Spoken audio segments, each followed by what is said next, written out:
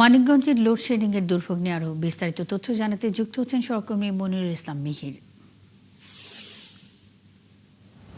মিহির, পেঁয়াজ সংরক্ষণে বিকল্প কোনো পদ্ধতি ব্যবহার করছে কিনা কৃষকরা, কি পরিমাণ লোকসানের আশঙ্কা করছেন কৃষক ও ব্যবসায়ীরা?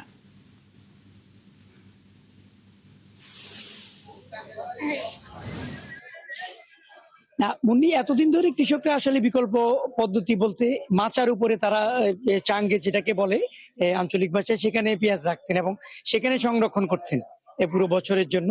কিন্তু এরই মধ্যে আমরা গত বছর দেখেছি যে কৃষি সম্প্রসারণ অধিদপ্তর থেকে এয়ার ফ্লো মেশিন দেওয়া হয়েছে তাদেরকে প্রণোদনার অংশ হিসেবে, এবং হরিরামপুর উপজেলা এখানে ৩০০ কৃষককে কিন্তু এই প্রণোদনা হিসাবে এয়ার ফ্লো মেশিন দেওয়া হয়েছিল। তারপর থেকেই তারা এই শীতাতপ নিয়ন্ত্রিত এই মেশিনের মাধ্যমে সংরক্ষণ করছিল। এর বিকল্প আর কোনো ব্যবস্থা কিন্তু তাদের নেই। এখন সমস্যাটা হয়েছে মূলত এখানে বিদ্যুৎ বিভ্রাটের কারণে, ঘন ঘন লোডশেডিং এর কারণে। যখন এখানে এয়ারফ্লো মেশিন চলছে না তখন কিন্তু এই পেঁয়াজগুলি তাদের নষ্ট হয়ে যাচ্ছে এবং এই পরিমাণটা অনেক বেশি। কৃষকরা বলছেন যে তারা এক একটা এয়ারফ্লো মেশিনের মাধ্যমে তাদের ৩০০ মন ৪০০ মন করে পেঁয়াজ তারা রাখছেন। তো এরকম অনেক পরিমাণ পেঁয়াজ, এবং কৃষি সম্প্রসারণ অধিদপ্তর আমাদেরকে বলছেন যে তারা এরই মধ্যে আরো ১৫০ এয়ারফ্লো মেশিন কিন্তু দিয়েছেন, অর্থাৎ ৪৫০ এয়ারফ্লো মেশিন কিন্তু তারা কৃষকদেরকে এখানে দিয়েছেন। এখন সমস্যা হচ্ছে যে নির্দিষ্ট সময়ের মধ্যে যদি আসলে এই পেঁয়াজগুলি তারা বিক্রি না করতে পারেন তাহলে বিপদ হয়ে যাবে।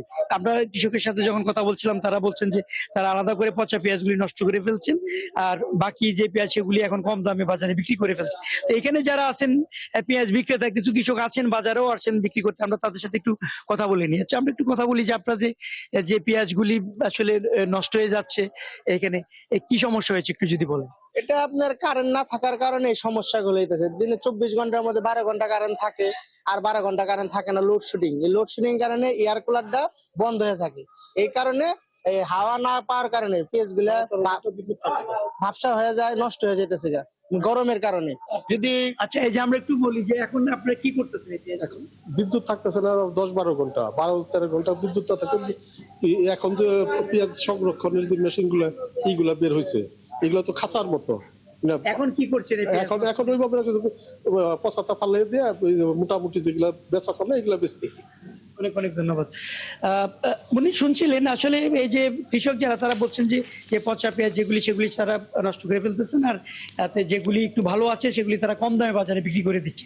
এবং আমরা বিদ্যুৎ উন্নয়ন বোর্ডের সাথে কথা বলছিলাম, পল্লী বিদ্যুৎ সমিতি আমাদেরকে বলছেন যে আসলে তাদেরও কিছু করার থাকছে না, তারা যে চাহিদা অনুযায়ী লোড পাচ্ছেন না, অর্ধেক লোড পাচ্ছেন, যার কারণে তাদেরও এখানে ঘন ঘন লোডশেডিং। মনিরুল ইসলাম মিহির, অসংখ্য ধন্যবাদ যুক্ত হয়ে বেশ কিছু তথ্যের জন্য। সঙ্গেই থাকবেন। মানিকগঞ্জের লোডশেডিং এর দুর্ভোগ নিয়ে মনিরুল ইসলাম মিহির আমাদের সঙ্গে এতক্ষণ যুক্ত ছিলেন।